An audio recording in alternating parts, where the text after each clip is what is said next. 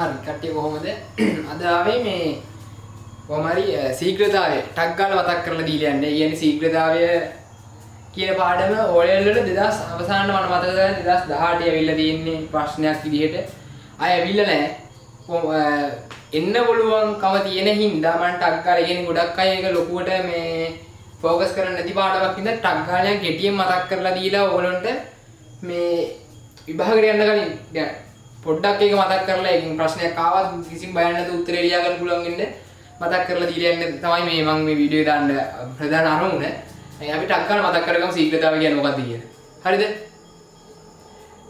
කොහොම හරි විද්‍යාව ශීඝ්‍රතාවය කියන්නේ සයන්ස් වල තියෙන ඕගොල්ලෝ වල ශීඝ්‍රතාවයේදී වේගය, ප්‍රවේගය, ත්වරණය කියන ඔක්කොම. හැබැයි මේකෙදි වේගය, ප්‍රවේගය, ත්වරණය කියන තුනම ඉන්නේ නැහැ. හරිද? මේ ශීඝ්‍රතාවය ගණන් වල වේගය කියන එකයි මේ එතකොට දුර කාල ප්‍රස්ථාරයි මේ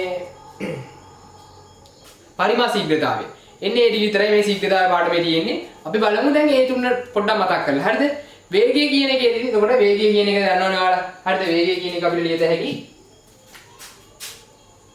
දුර බෙදීම කාලය සමානයි මොකේදද? වේගයට. හරිද? වේගය කියන එක එතකොට උච්චර දානවා. හරිද? ඊට පස්සේ වේගය කියනවා මධ්‍යක වේගය. මධ්‍ය නෙවෙයි. ඒ කියන්නේ මොකද්ද? ඒ කියන්නේ ගමන් කළ මුළු දුර බෙදීම කාලය. හරිද? එතකොට මේ මේකම තමයි සමීකරණය. එතකොට මේක ඉස්සරහට ගමන් කළ මුළු දුර බෙදීම මුළු කාලය කියලා එනවා. හරිද? ඊට පස්සේ ඒක තමයි වේගය වල හඳුනා ගන්න තියෙන දෙයකට තියෙන්නේ. ඊට පස්සේ දැන් ඔයාලට සමහරක් වෙලට වේගයයි දුරයි කියලා කාලය අහන්න පුළුවන්. එතකොට මේ සමීකරණ මෙහෙමම ලියලා දුර දන්නවනම් දුරයි වේගයටයි දන්න ටික ආදේශ කළා. නොදන්න පදේ එහෙම මේ දැන් ඔයාලා මේ සමීකරණ ලියනවා නම් ඒ සමීකරණය ඒ විදිහට මේ අකුරින් මේක ලියලා ඉවර වෙලා ඒ නොදන්න පදේ උත්තර කරලා අනිත් පදේ ටික එක පැත්තකට කරනවා. මම උදාහරණයක් නිකන් කියන්නම්කෝ. පැය කිලෝමීටර් 60ක වේගයෙන් ගමන් කරන වාහනයක් කිලෝමීටර් 180ක් කිලෝමීටර් 180ක් යෑමට ගත වෙන කාලය. හරිද? කාලය. t කියන්නේ කාලය අපි t දන්නේ නැහැ. එතකොට මොකද ගන්න ඕනේ? අර සාමාන්‍ය විදිහට ටක් ගාලා වේගය කියලා දැම්මා. වේගය සමානයි දුර බෙදීම කාලය කියන එක ලිව්වා. දැන් ඔයා දුර දන්නවා, වේගය දන්නවා, කාලය දන්නේ නැහැ. කාලය තමයි යාලා අහලා තියෙන්නේ. හරිද? 60 දැම්මා. මේකට මෙහෙම නොදන්නේ අකුර දැම්මා. ඊට පස්සේ t යුක්ත කරගන්නවා. මෙයා මෙහෙට ඇති ගුණ කිරීමක් වෙනවා. කොහොම තියෙනවා. ඊට පස්සේ මේ 60 මේ පැත්තට යද්දි බෙදීමක් වෙනවා. මෙයාට මෙයා කැපිලා යනවා.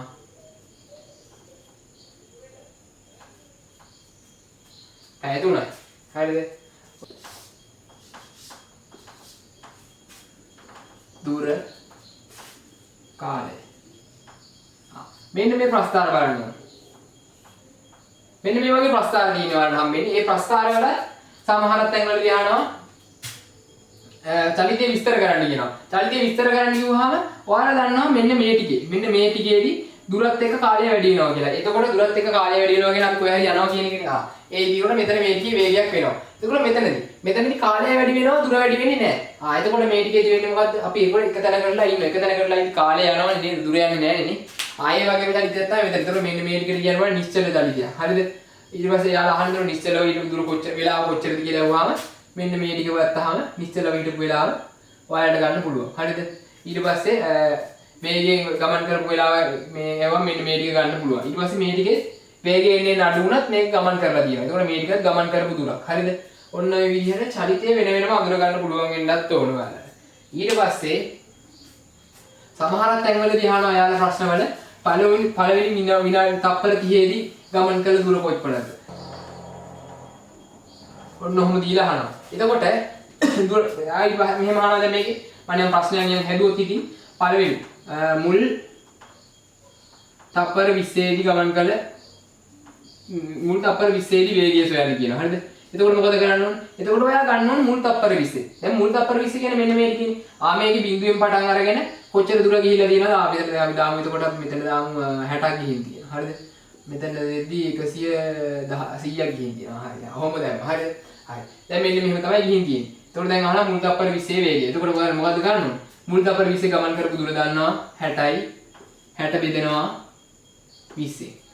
මේක බෙදුවාම 3යි. හරිද? 3යි ඒකක බලන්න කිලෝමීටර් s. එතකොට ඔන්න ඔහොම. හරිද? ඔය මෙච්චර කැත එකක ඉන්නේ නැහැ. ලස්සන එකකයි. මම මේ හිතලා කරන ඉඳා මේ වගේ ඒවා තමයි ඉන්නේ. හරිද? එතකොට මතක තියාගන්න ඕන මොනවද? දුර කාල ප්‍රස්ථාරයක මෙන්න මේකේ අනුක්‍රමණය. මෙන්න මේ අනුක්‍රමණය කියන්නේ මොකද්ද? අනුක්‍රමණය කියන්නේ y කණ්ඩාංක වෙනස බෙදීම x කණ්ඩාංක වෙනස. ආයෙකින් එන්නේ වේගය. හරිද? මේ වගේ ප්‍රස්ථාර වල අනුක්‍රමණය කියන්නේ වේගය. දැන් මේකේ අනුක්‍රමණයක් තියෙනවද? මෙන්න මේ පළවෙනි තප්පර 30ට පස්සේ තියෙන මේ තප්පර මේ 20 මේ පළවෙනි තප්පර 30ට 20ට පස්සේ තියෙන ඊළඟ තප්පර 20 අනුක්‍රමණයක් නැහැ නේද? මේ අනුක්‍රමණයක් තියෙනවා නම් බෑමක් තියෙන්නේ නැහැ නේ. බෑමක් නැහැ නේ මේකේ. එතකොට මේකේ අනුක්‍රමණයක් නැහැ කියන්නේ වේගෙකුත් නැහැ. වේගයක් නැහැ කියන්නේ එයා ගමන් කරලත් නැහැ. කාලය ගිහින් තියෙනවා. ඒ කියන්නේ එයා එක තැනක නිශ්චිතතාවයෙන් ඉඳලා විතරයි වෙලා මේ ටිකේ තියෙන්නේ. තේරුණාද? මෙන්න මේ විදිහට තමයි. එතකොට ඒකත් අර. එතකොට ඔයාලා දැනගන්න ඕනේ දුර කාල ප්‍රස්ථාරයක අනුක්‍රමණයෙන් දුර කාල ප්‍රස්ථාරයක අනුක්‍රමණයෙන් ඔයාලට ගන්න පුළුවන් වාහනයක් අඩි මොකක් කරන එක ගමන් කරපු වේගය. හරිද? ඔන්න ඒක දැන් ගන්න පුළුවන්. ඔන්න දැන් ඒ ටිකත් හරි. හරිද? ඔය වගේ චූටි මතක් කිරීම ටිකක් තමයි තියෙන්නේ. මුතියක ලියුවා. පරිමාශීලතාව සමානයි පරිමා වෙනස බෙදීම ගතෝ කාලය. ඒ කියන්නේ මොකද්ද? කිසියම් දැන් ටැංකියක වතුර තියෙනවනේ. හරි. ටැංකියක වතුර තියෙනවා. ඒ ටැංකියේ වතුර ටික අඩු වෙන්න යන වෙලාවක් තියෙනවනේ. ඒ ටැංකියේ වතුර ටික අඩු වෙන්න ගත වෙන කාලය තියෙනවනේ. ටැංකිය භාගයක් අඩු වෙනවා. ටැංකිය භාගයක් කියන්නේ ලීටර් 50 නම් ලීටර් 50 අඩු වෙන්න ගත වෙනවා නම් පැයක්. වෙනස බෙදීම කාලය කියන එකෙන් තමයි පරිමාශීලතාවය ගන්න තියෙන්නේ. හරිද? ඒ කියන්නේ මේක මහා මාරු කැලලක් නෙමෙයි. මේක නිකන් අර ප්‍රැක්ටිකල් නොලෙජ් එක වලට පාවිච්චි කරන්න තියෙන්නේ. ඒක පාවිච්චි කරාම මේවට දාන්න පුළුවන්. හරිද? මේකත් නිකන් බලාගෙන යන මතක් කරගෙන පරිමාශීලතාවය 2018 ප්‍රශ්නේ තියෙනවා. ඒක මේ බලාගෙන ගියා නම් ඔයාලට උත්තර ලියන්න පුළුවන් වෙයි. ඒ කියන්නේ මේ ප්‍රශ්නේ ආවොත් වර්ගඵලයේ ප්‍රශ්නයක් එන්නේ නැහැ.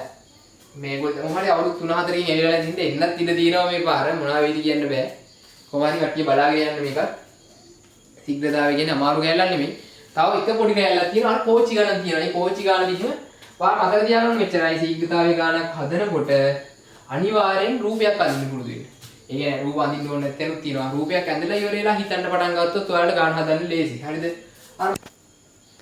හරි අපි එහෙම මේ විදිහටම බලමු 2018 ගාන හදන්න කොහොමද කියලා 2018 ගාන. ඒකේ තියෙනවා ශිෂ්‍යයෙකු තම නිවසේ සිට පාසලට ගමන් කළ ආකාරය දී ඇති දුර කාල ප්‍රස්ථාරයක දැක්වේ. හරි. ඊට පස්සේ දුර කාල ප්‍රස්ථාරය තියෙනවා. මේක බලෙල්ල එක කියනවා ශිෂ්‍යයා අතරමඟ නැවතී සිටි කාලය කොහොමද දානවා. දැන් අහනවා ශිෂ්‍යයා අතරමඟ නැවතී සිටි කාලය. ඔතනදී තමයි දුර කාල ප්‍රස්ථාරවල හොඳ දැනුම පාවිච්චිලා තියෙනවා. දැන් මොකද්ද? නැවතිලා ඉන්නවා කියන්නේ කාලය විතරයි යන්නේ දුර යන්නේ නැහැ. එතකොට නැතිලා ඉඳලා කොයි ටිකේද? තප්පර 30ත් 50ත්. ඒ අතරනේ. එතකොට කාලය කොච්චරද? සෝරි තප්පර නේ මිනිත්තු වලින් තියෙන්නේ. හරි මිනිත්තු 30ත් 50ත්. එතකොට මිනිත්තු 20ක් නැවතිලා ඉඳලා තියෙනවා. එතකොට එතන දාන්න පුළුවන් මිනිත්තු 20යි කියලා. ලකුණු එකක් හම් වෙනවා මම දන්න විදිහට. ලකුණු එකයි ඔය වගේ ප්‍රශ්න වල ලකුණු එකක් හම් වෙනවා. එතකොට හරි ඊට පස්සේ තියෙනවා ඔහු පළමු මිනිත්තු 30 දී ගමන් කළ වේගය පැයට කිලෝමීටර වලින් සොයන. මිනිත්තු 30 දී ගමන් කරපු වේගය හොයන්න කියනවා. අමාරුද නෑ. මොකද්ද? දුර කාල ප්‍රස්ථාරයක අනුක්‍රමණය මගින් හම්බෙන්නේ වේගය ගණනය කරන්න පුළුවන්. හරි. එතකොට මේ පළමු මිනිත්තු 30 දීනේ. 30 දී ගන්නේ කිලෝමීටර වලින් හොයන්න. දැන් දැක්කනේ පැයට කිලෝමීටර වලින් හොයන්න කියලා තියෙන්නේ. හරිද? ඒකක දීලා තියෙනවා වාට එකක කන්වර්ට් කරන්න බෑ. හරි. අර මිනිත්තු ටික පැය කරගෙන ඉන්න ඕනේ. මොකද මෙයාලා ඉල්ලලා තියෙන්නේ පැයට කිලෝමීටර වලින්. හරිද? මිනිත්තු කන්වර්ට් කරාට පස්සේ පළවෙනි මිනිත්තු 30 දී මිනිත්තු 30ට පැය කීයද? මේ මිනිත්තු 30ට පැය කීයද බලුවම භාගයයි එන්නේ නේ. පැය භාගයන්නේ මිනිත්තු 30ක් කියන්නේ. ඒතකොට පැය භාගෙ බෙදන්න ඕනේ 6. බෙදුවට පස්සේ එනවා පැයට කිලෝමීටර 12යි කියලා. හරිද? රෝම ඉලක්කම් දෙකට උත්තරේ එහෙම ගන්න පුළුවන්. හරිද? මොනවායි රෝම ඉලක්කම් දෙකට උත්තරේ ගන්න. ඊට පස්සේ කියලා තියෙනවා ඔහු ගමනේ අවසාන මිනිත්තු 20 දී ගමන් කළ වේගය පළමු මිනිත්තු 30 දී ගමන් කළ වේගයට මෙන් කී ගුණයක්ද? දැන් කී ගුණයක්ද? එතකොට කොහොමද වෙන්නේ? එතකොට ඔයා කරන්න ඕනේ අවසාන මිනිත්තු 30 මේ 20 දී ගමන් කරපු වේගය හොයා ගන්න ඕනේ. මුලින් ගමන් කරපු විනාඩි මේ මිනිත්තු 30 දී ගමන් කරපු වේගය හොයා ගන්න ඕනේ වෙන. මුලින් ගමන් කරපු වේගය අපි දැන් 12යි කියලා දන්න. ඊට පස්සේ වඩනවා අවසාන මෙන්න මේකෙන් එනවා අවසාන මිනිත්තු 20 දී ගමන් කරපු වේගය. එතකොට කීයද? හරිද? අවසාන මිනිත්තු 20 දී පැයට කිලෝමීටර් 18ක් ගිහින් තියෙනවා. මේ අවසාන මිනිත්තු 20 මේ පළමු මිනිත්තු 30. හරිද? ඔය දෙක හොයාගත්තා. දැන් යාලා අහන්නේ කී ගුණයක්ද කියලා. ඔයාලා මතක තියාගන්න ඕනේ කී ගුණයක්ද කියපු ගමන් ඔයාලා දීලා තියෙන අවස්ථා දෙක තියෙනවා. ඒ දෙකෙන් බෙදන්නයි ඕනේ. අවසාන 8න් 12 බෙදන්න ඕනේ. බෙදුවාම හම්බෙනවා කොච්චරද කියලා. හරිද? 18න් 12 බෙදුවාම හම්බෙනවා 3යි 2යි. මෙන්න මේ ගුණයක් තමයි. 3න් මෙන්න මේ විදිහට ලියුවා එච්චරයි. මේක තමයි රෝම ඉලක්කම් 3ට උත්තරේ. හරි ගුණයක් දෙක කී ගුණයක් දාපු ගමන් බෙදීම තමයි කරන්න ඕනේ. බෙදීම කරාම කී ගුණයක් දෙක උත්තරේ කියනවා. ඔහු පළමු මිනිත්තු 30 දී ගමන් කළ වේගය මුළු දුර නොනවති ගමන් කළේ නම් ඊට අදාළ ප්‍රස්ථාරයේ රූපය මත දක්වනවා. දැන් ඒ කියන්නේ රූපය අඳින්නට තියෙන්නේ නේ. මොකද්ද කරන්න ඕනේ? මෙන්න මෙහෙම ප්‍රස්ථාරයන්නේ තියෙන්නේ. දැන් මේකනේ පළවෙනි විලාට මේ මිනිත්තු 30. ආයෙ වේගෙන් ගියා කියන්නේ මෙන්න මේකේ අනුක්‍රමණය දිගටම පවතින්න ඕනේ. ආවම කෙලින්ම අනුක්‍රමණය පවතින විදිහට ඇඳලා අවසාන මෙන්න මෙහෙමයි නවත්තන්න ඕනේ. එයාලා කියලා තියෙන්නේ මෙන්න මෙතනින් තමයි නවත්තන්න තියෙන්නේ. මෙන්න මේ දුර යන්න ඕනේ මේ වේගෙම ගියොත් මෙන්න මෙහෙම. ඒතර අහනවා කොච්චර දුර වෙනසක් තියෙනවද? කාල වෙනසක් තියෙනවද? මෙන්න මේ වෙනස තමයි මෙන්න මේ වෙනස තමයි අහලා තියෙන්නේ. දුර වෙනස කීයද? ඇඳලා පස්සේ එනවා වෙනස 10ක්. මෙතන 10ක් වෙනවා. මෙන්න මේක තමයි එතන උත්තරේ. මේ හදිසි දඩබඩ කාල කරේ නිකන් මේක ටච් කරලා නැති අය ටච් කරගන්න. 2018 ගාන තමයි මම මේ දඩබඩ කාල මතක් කරේ. 2018 O level ගාන. හරි 2018 O level ගාන තමයි මේ තියෙන්නේ. මේ එහෙනම්